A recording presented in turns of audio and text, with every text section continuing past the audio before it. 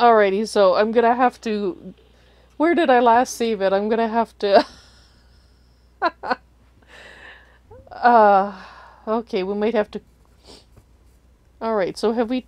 I don't know, have we talked to the map guy yet?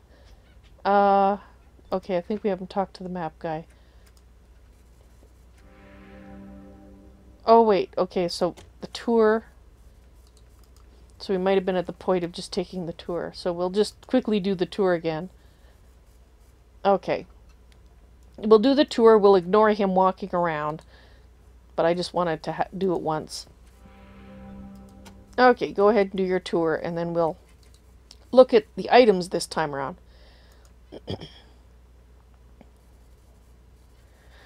Okay.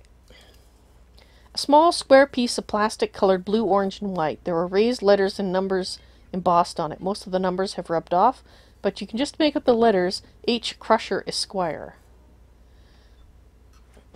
So why would he want that so badly that he gave a whole bunch of loot for it? Odd. Alrighty, so this is the head of Finster. Let's take a look.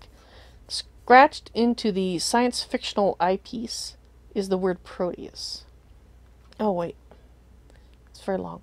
An almost human head. Only the wires sticking out of the neck let you know that this was never a living man. That, and the slightly rubbery look to the skin. The clean sever at the bottom of those wires makes you think the head was removed after the robot had shut down. It also makes you wonder if the electronics inside might be undamaged.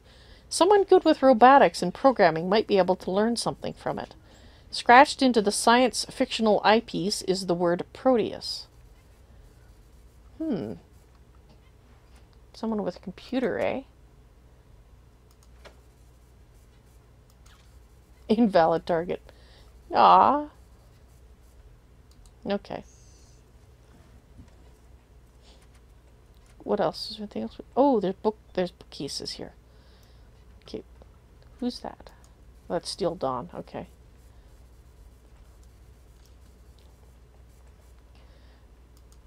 Do not push the red button, however much it might be blinking.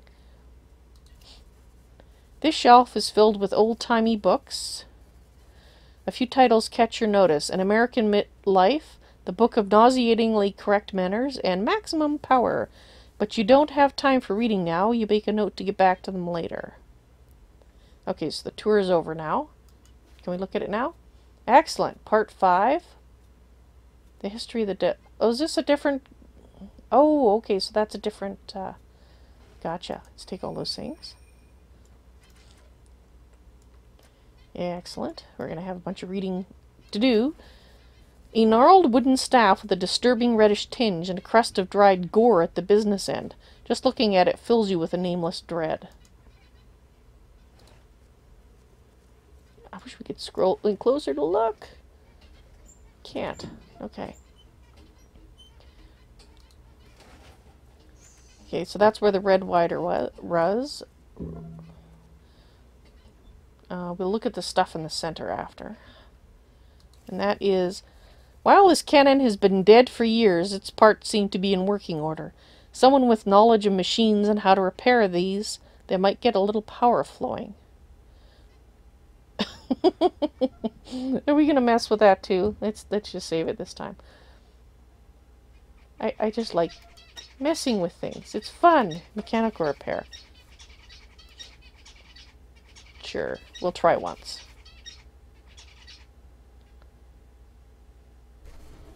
Ah. We find nothing in this but Clostridium tetani. That sounds like a disease. She's not diseased, is she? I don't see any disease marker. Okay, maybe we shouldn't play with the things here. What's this one? Wasteland Snake. Find Water by PFC Vargas. That's how he got his name! He made a computer game. Uses WASD controls. Find Water. Reset.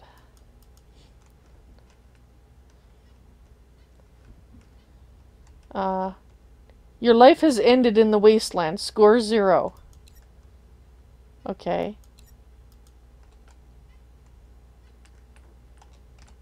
I can't move anything. Your life is ended in the wasteland. Okay.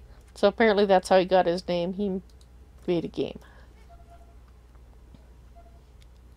What the? Radio City Museum, Unnatural History.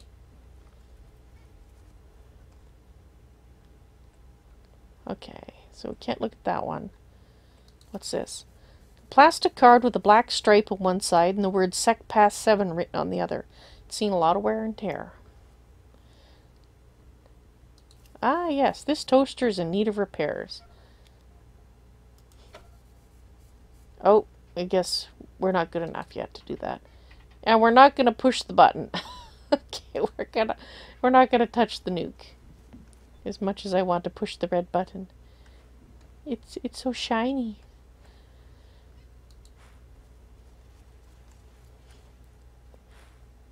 Ah, hello, TR749. Welcome to the stream. And yes, I agree. This game has a lot of personality. Oh!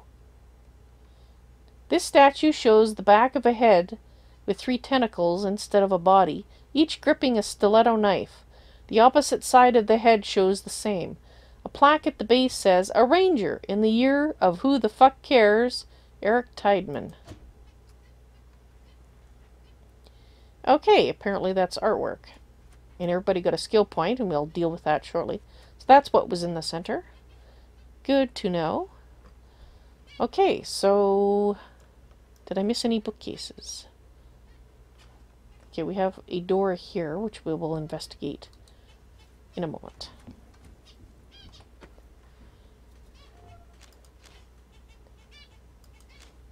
Oh, I would have thought they got... Oh, we got skill points. That's what happened. Oh. Well, we're going to save that till our next... Oh, wait. Maybe you can spend it on something?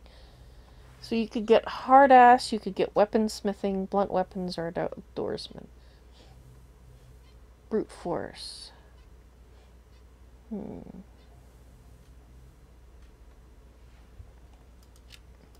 going to give her hard ass. Why not? Alright. Valentine. Here you go. No. Who got the books? Oh, you did. Okay. Let's put them all on Valentine here.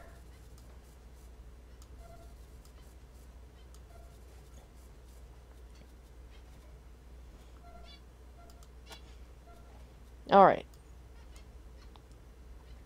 Which, of course, have gone up here. So that's History of the Desert Rangers. I thought that was the same thing, but it wasn't. Okay, so let's move this down here. Okay, so that's the intelligence report. So where's the other part to the intelligence report? That's the memories, which goes there. That's part 3. Part 1. Part 2. Part 5. Part 6. We're missing part 4. Where's... That's the History of the Ag Center. Logbook, synth part. Come on. A nudie magazine, that's lovely. We had an intelligence, so...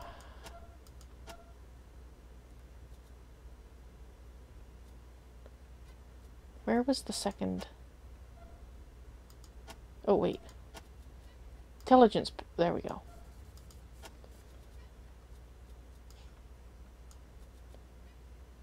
Just so that things will go where I expect them to. Just going to fill those up there so that... Okay, so we got to find part 4 before we can read that. So let's continue looking around. And I'm just going to do a last sweep around here in case there was another one and I just missed it when I was distracted by things. Okay, no. Oh, wait. You spot the actually useful Fix-It by Guy MacVer hidden on a shelf. MacGyver? Fix-It. Okay, we'll take that. New Fix-It. This book has tons of useful advice on fixing anything. The chapter on radio repair has been bookmarked. There's a chapter on toaster repair you find fascinating. Ah, toaster repair. Oh, okay. Oh, somebody else is going to have to use this trinket then. Oh, good. Look at that. We still have the 80. Excellent. So, you're going to wear the... I think... oh! Use on self. Okay, well... Just going to double check. She has toaster repair, but she does. I'm sure she does. Yes, she does. Okay.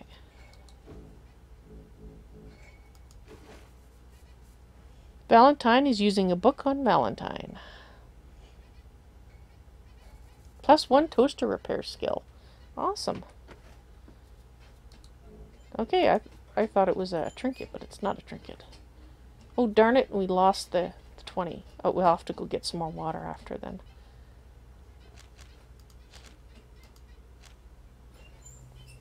Awesome.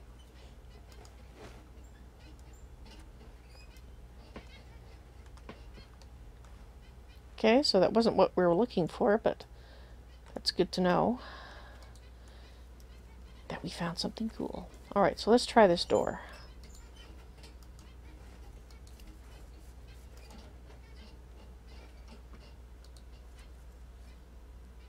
Oh, okay. Goddamn pills don't do... shit. Okay, well, let's talk to him. This man must be the ranger's doctor, judging by the tools he's carrying around. He walks around the room tending to his patients, but frequently stops to catch his breath. You can see tattoos running along his neck and arms, and though he can only catch a glimpse of the latter when he reaches up to cover... Although he can only catch a glimpse of the latter when he reaches up to cover his mouth during a coughing fit. Huh? Oh, new recruits. Hurt? Need supplies? Or just snooping? Yeah, we're just looking around.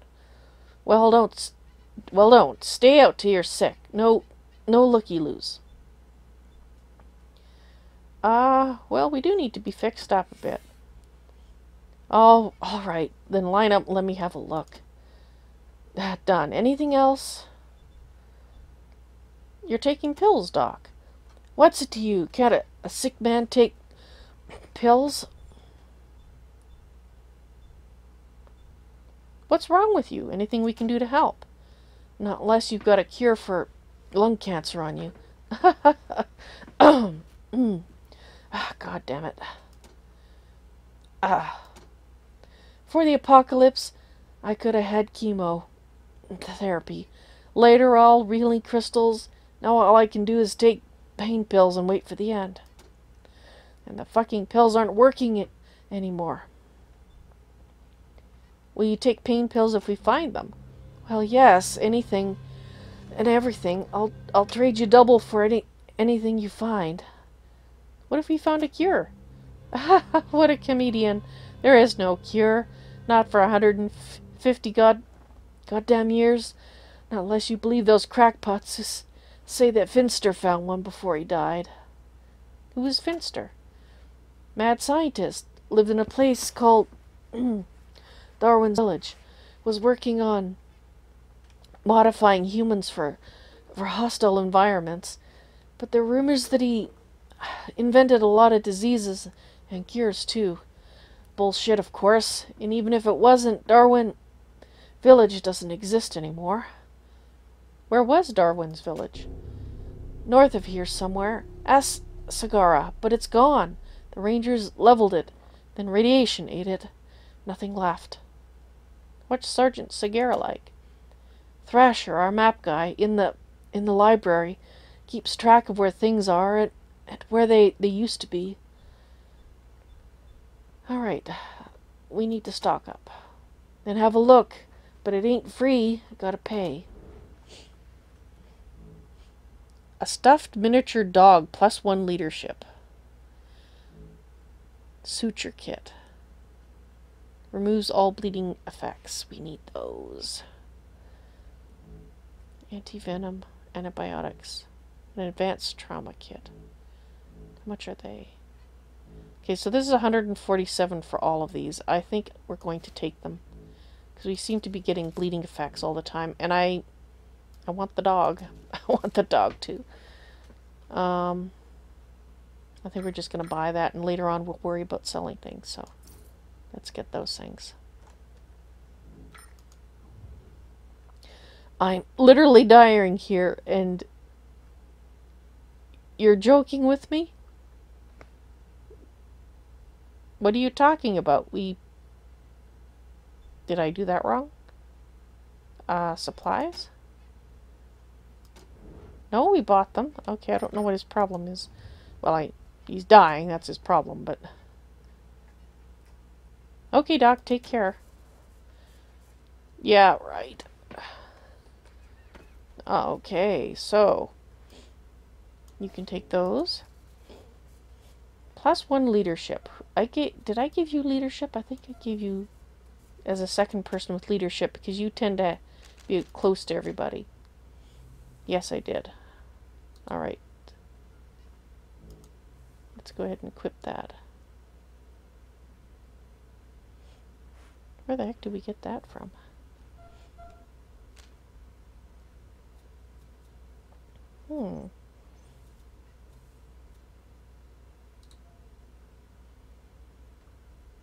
The last hard drive you'll ever need. No one's ever going to fill up a full 20 megs.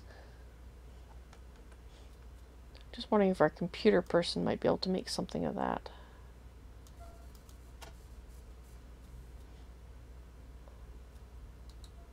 No, looks like it might be something we just sell. But we'll see. Okay.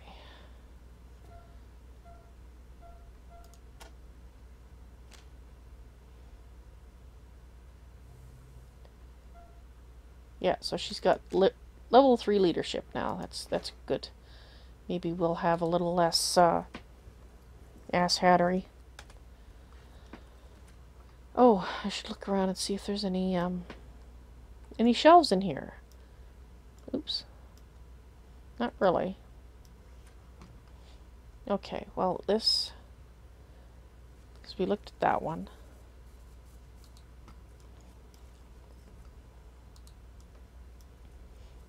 So we might have missed some shelves in Vargas's office. We'll check there as well.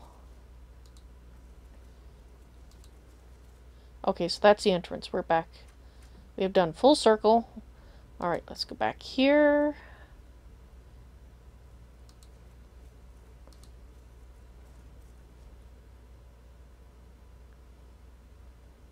Yeah, let's look around. What a setup! Okay, just gonna talk to General Vargas, see if there's anything new. Nope. Do not see any. Nope, nothing new. Okay.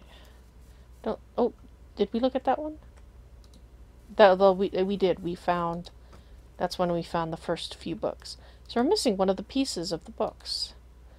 Well, it kind of sucks because I would have liked to read the whole thing.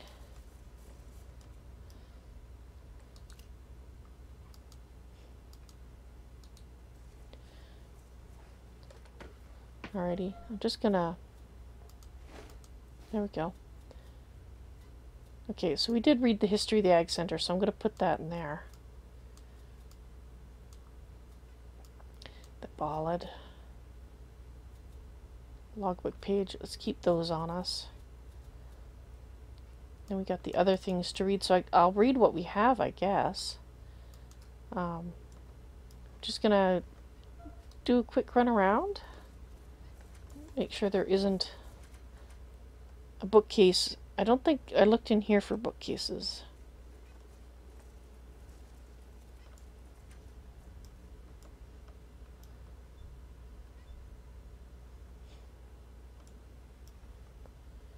Okay.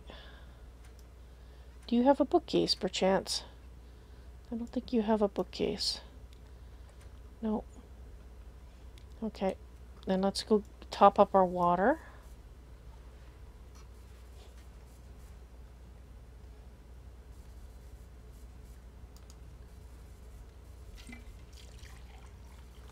Alright, so we back up to 80? Yeah, we're back up to 80, okay. Suppose you have a shelf in here, do you? Nope. I do not see anything resembling a shelf.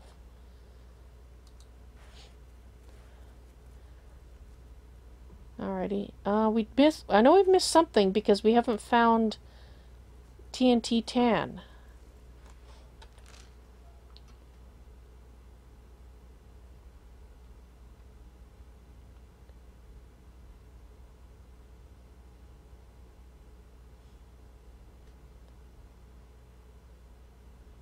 Okay, so that's...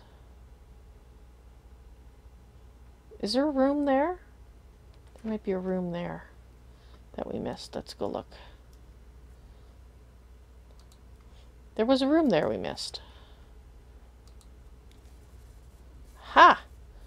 You lost Egg Center and Bergen might hand pull to the RSM? Not good, dudes. He is not the mayor. Why do you guys keep acting like he's the mayor? Hang it back a minute now. I'm just finishing up this priming assembly, and it's a little tricky. Oh, okay. I know it's good you're cleaning up that infection that started in the Egg Center, but those exploding pods sound cool. Oh. Well, I have some fragments that you can have if you're... Can we come now? Well... Alright. Okay, Valentine, how about you just come in, maybe? A leather-tough Asian man with a welding mask flipped up to reveal a friendly, deeply lined face. He has scars and burn marks all over his arms, necks, and head. One neck, and head. You also notice he only has 2 fingers and a thumb on his left hand. There. All done. Now, what can I... it's the heroes of Highpool. Come to see where the magic happens, eh? Well, this is it. I'm TNT Tan, the man who makes all your problems disappear in a puff of smoke. And you're the kids the General is sending off to solve the mystery poor old Ace got aced trying to find the answer to. What do you think of General Vargas? Vargas is a good man, the hero of base Cochise and Darwin Village, and all that. I just wish he was a man with a plan. Seems like we've been sitting here with our hands up our bungholes for a decade. Or our thumbs. Not the entire hand, just the thumb. I'm a man of action. I want to get out there and do things. Put a few grenades where they'll do the most good. Know what I mean? I understand rebuilding and getting our numbers up, but we've done that. Sometimes I just want to go shake the old man and tell him to stop relying on his defense. It's time to unleash the offense. Let everybody know we're here again, like boom. You said this is the place where the magic happens? Yep, I'm the Wizard of Boom. I'm the Sorcerer of Shrapnel. If you need to put a little bang in your party, I'm the man to see. Now you can get the regular off-the-shelf stuff from Melson up there in the quartermaster's office. But if you need something special, something that'll make a real impression out there, come see me. I can show you the fun stuff. Why do they call you TNT? Well, because I'm the guy that makes the bombs, duh. But that ain't the only reason, if you know what I'm saying. Okay. So you do Ace. The latest casualty in Vargas's war on ghosts. Why a good man had to die chasing a few garbled radio signals, I don't know. Ace was one of our best, a veteran who knew the wastes like the back of his hand. And some robot kills him? Yeah, good men die in the wastes all the time, but his death wouldn't feel so pointless to me if he'd been fighting a real threat. Do you think there's anything to the radio mystery? Meh, seems more like Vargas's craziness to me. He goes from sitting on his hands to chasing ghosts in one jump. Why are we all of a sudden hunting mysterious radio signals when we have honest-to-God flesh-and-blood threats right here in the wastes? I just don't get it.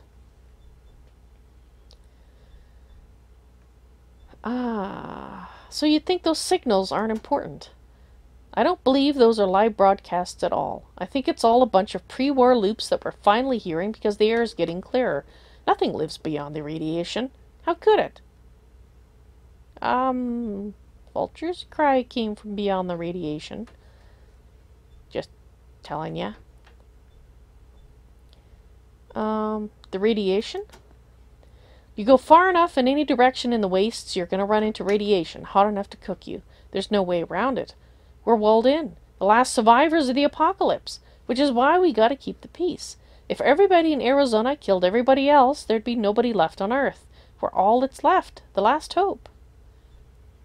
Alright, well, what was Base Cochise? The biggest damn fight the Rangers ever had, us against an army of killer robots, with lots of explosions at the end. Yee-haw!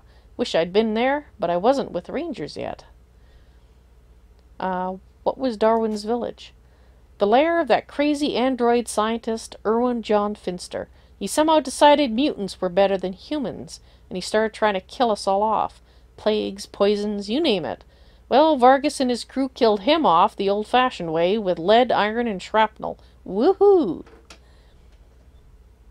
And what threats were you talking about earlier?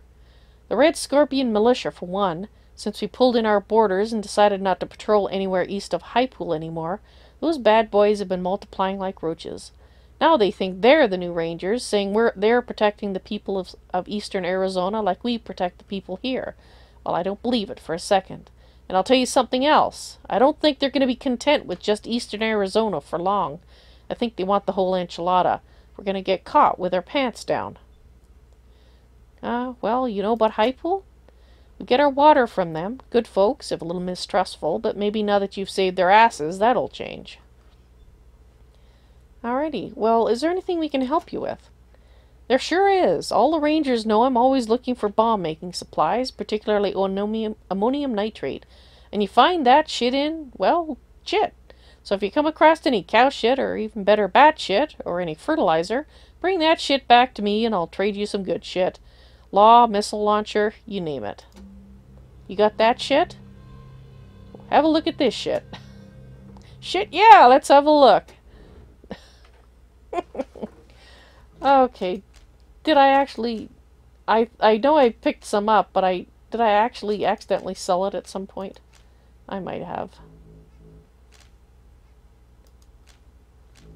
Yeah, I don't think we have any shit left. Okay, well, at least now I know... I couldn't remember why I wanted to collect it, but I guess... Okay, we don't have any. But what do you have? A law rocket. He's got grenades. Okay. Oh, that shit's no good. Got my shit all worked up for nothing, Rangers. Well, I'm sorry. I thought I had some shit. What fun stuff do you have for sale? I've got the stuff that puts the fun in fun explosion. Okay, so it's the same thing. Alrighty, well... Oh, they're expensive. And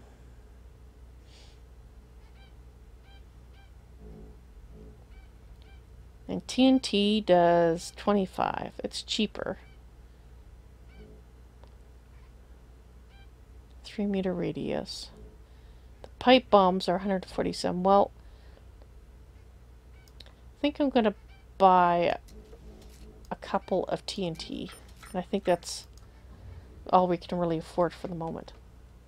I know my shit's a little pricey, but you have no idea what I have to go through to make it. Well, actually, I guess you do. Shit! Thanks for the help, Tan. See you later, recruits. Come by any time. Vulture Cry says, any weapon where you can kill people without getting blood on your hands is a weapon of cowards. Says the person using the sniper rifle.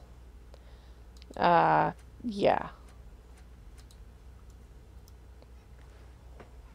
I like all the sandbags on the wall here. It's got a lock. Okay.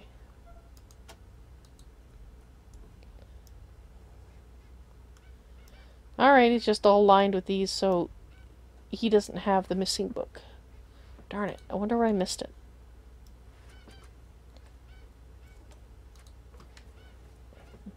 Okay, one thing I forgot to do is I forgot to talk to the map guy a second time, which we needed to do.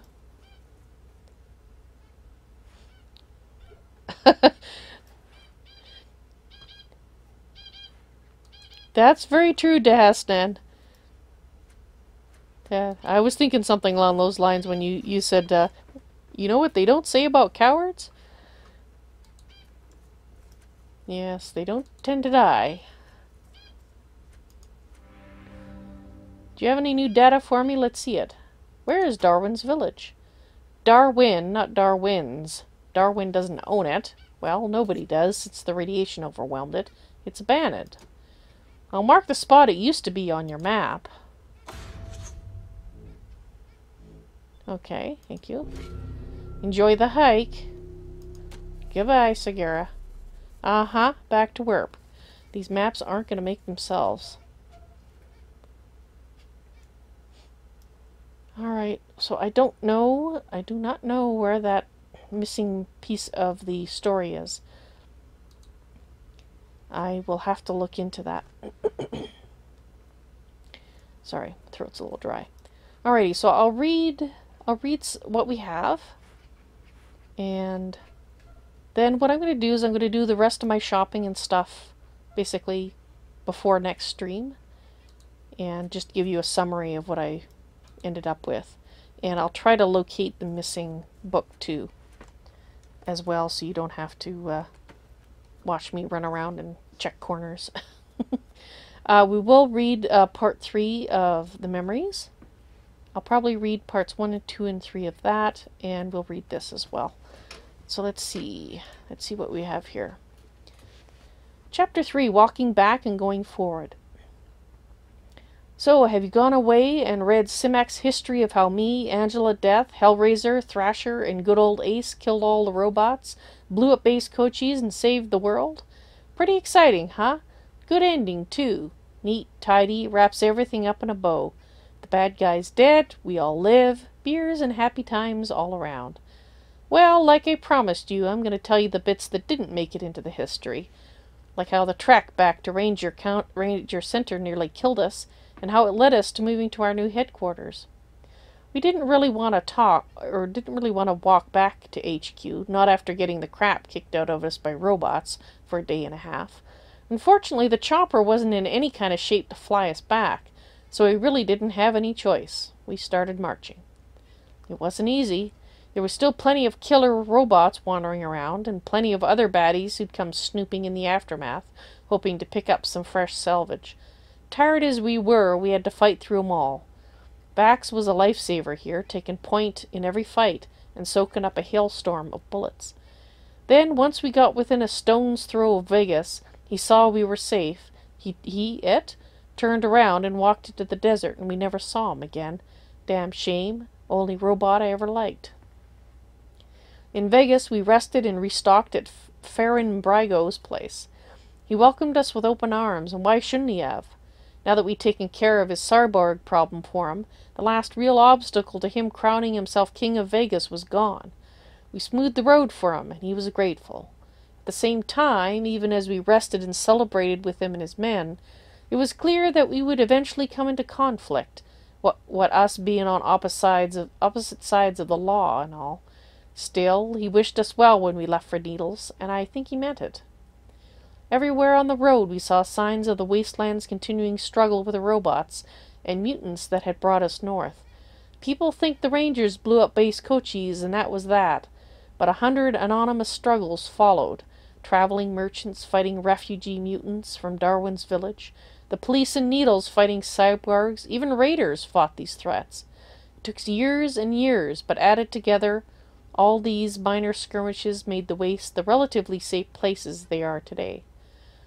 A few days on, we passed by Guardian Citadel and had a look in to see what was worth looting. I don't remember which one of us first came up with the idea of taking it over. Maybe Ace, but who knows. It seemed like a pretty obvious idea, looking back at it. It was secure, self-sustaining, and well-stocked, and a damn sight more comfortable than the old prison. What more could a ranger want? Our return home was not exactly the beer and sausages affair you might have expected. I won't deny our destruction of the base Cochise was key to winning the Warbot War, but as I said before, it was far from the only battle in that war. Nor were the robots the only threats we were facing at that time. There was also Finster's mutant nightmares, some of which had actually managed to breach the walls of Ranger Center, leaving many of our brave brothers and sisters dead, so it was a pretty sober homecoming. It also seemed to me like proof that the Rangers urgently needed to move to a more secure location, and so I went to General Sergu and told him of Ace's idea to move into the Ranger Citadel. Unfortunately, though he was a good man and a solid, dependable leader, he was not exactly a visionary, and though I did my best to point out all the advantages of the plan, he refused, saying the times were too unstable and a hasty move too risky. Angela, Ace, and I kicked up a ruckus like the young hotheads we were, but the old man wouldn't budge, and so did the Rangers. Finally, however, time and age did what youth and impatience could not, and General Sergu retired. In the meantime, I'd been climbing the ranks and taken on more and more responsibility, and when he finally stepped down, I stepped in to take his place. We treated the old man with the respect he was due, but didn't wait too long before organizing a move to what is now Ranger Citadel. And I don't think anyone can question the decision now that we're here. We're now more secure, better positioned, and stronger than we ever were before. Okay, Simek, I'm done. It might have been boring. There may not have been enough fighting, but that's what real life is like. It might not be interesting, but there's always more to a story than just they won and then moved to a new home. Alright, so we can put that in the chest. Alright, well, let's read the intelligence report. Investigation into the occurrence of robots in the Las Vegas sewers by Ranger Ann Elk. Brief. This investigation was ordered by General Vargas on February 12, 2099, to determine the source of the robots discovered in the sewers under Las Vegas, and to calculate the likelihood of such a threat rising there again. Background. In 2087, General Vargas, then Ranger Vargas, hang on a sec here.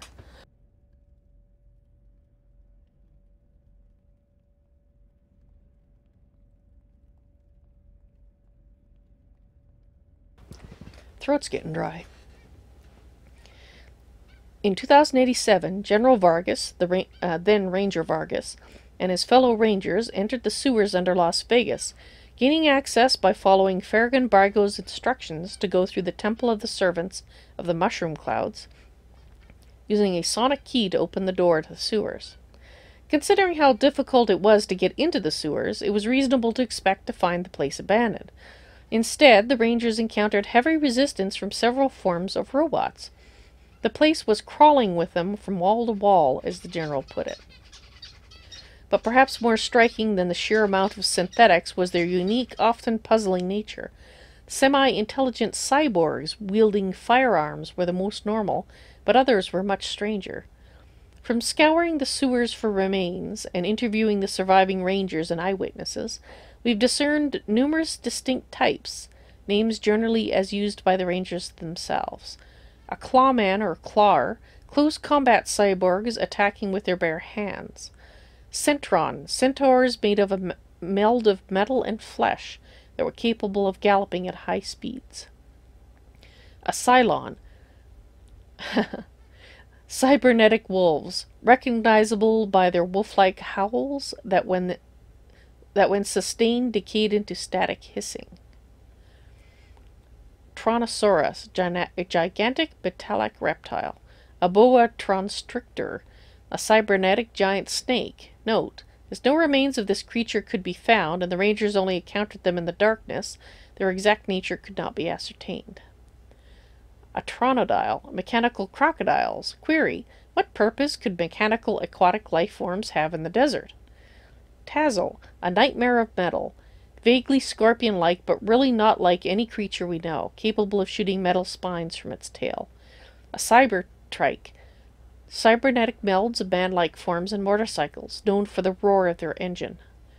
Hexborg, squat, six-armed cyborgs could use multiple weapons at the same time.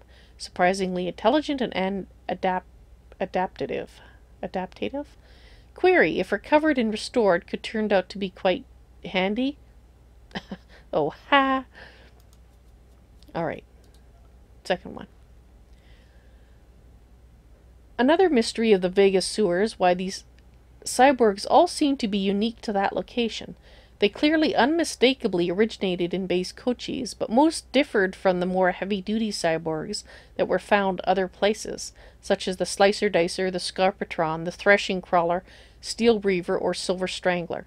In general, the characteristics of the sewer cyborgs were thus. They were less capable in combat and or less functional overall. They utilized organic materials in their construction. They emulated extant life forms such as humans, crocodiles, and boa constrictors, even though many of those life forms are not native to the desert region and have not been seen since the war. For this investigation, we interviewed numerous Vegas citizens, including some vagrants, who had moved into the now abandoned sewers, which were more easily accessible than previously assumed. An open manhole cover in an abandoned part of Vegas led directly to the sewers. General Vargas's instructions were to include any theory, no matter how wild. So from combining our personal findings and observations in the sewers and eyewitness reports from bystanders and rangers, we can offer the following possibilities. Invasion force. The most logical theory is that these robots were an invasion force prepping to take over Vegas. But if so, the sewers make an odd staging area, and they had taken no aggressive actions towards Vegas before the Rangers' arrival, other than dismantling Max. Martian invasion force. As told to our researchers by Johnny Flatboots, one of the sewer's more colorful inhabitants, the cyborgs were a preliminary invasion force and were not really cyborgs. Instead, they were actually Martian serpoids disguised as cyborgs. Researching the remains of Cyborg casts doubts on this theory. Dumping ground. The strange and largely inferior nature of the sewer's cyborg could point to them being early prototypes developed by the base Cochise AI, with the sewers being used as a dumping ground for unsatisfactory experiments. A buffer force. It's entirely feasible based on the robot force's location. They were meant as an emergency buffer against threats from the east, such as the Desert Rangers or perhaps the mutants being spawned by Irwin Finster. Programming error. 1. A partial decryption of the robot's programming revealed a command to clean out all the shit in Vegas. An ambiguous wording was possibly misinterpreted. Programming error 2. All the robots entered through a single open manhole, but none exited through it. It's therefore possible that all the robots in the sewer can be traced back to faulty pathfinding and one missing manhole cover. Because of the limited resources of the information available to us, we cannot discount any of these theories as a possibility, except perhaps the Martian invasion one. Our conclusions, therefore, are that C's invasion force, dumping grounds, and buffer force theories all have roughly equal likelihood of being accurate, but we cannot discount the possibility of programming errors in the relatively primitive cyborgs leading to theories 5 and 6. This leaves the final conclusion of this investigation regrettably inconclusive. Alrighty. I think I'm going to save this entire series until we find the missing part. So I am going to put the other books away here. And I shall make a note that we need to find the fourth piece so we can finish this, or actually read it. And we're going to put this in here too. Yes, we want them all in there. And this. Okay. The history of the Desert Rangers. Alrighty. Well, thank you guys very much for watching. We are on now, this is day 7.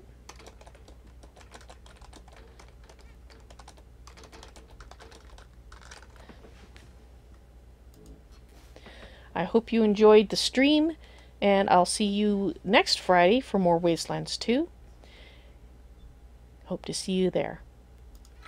You all take care now. Bye.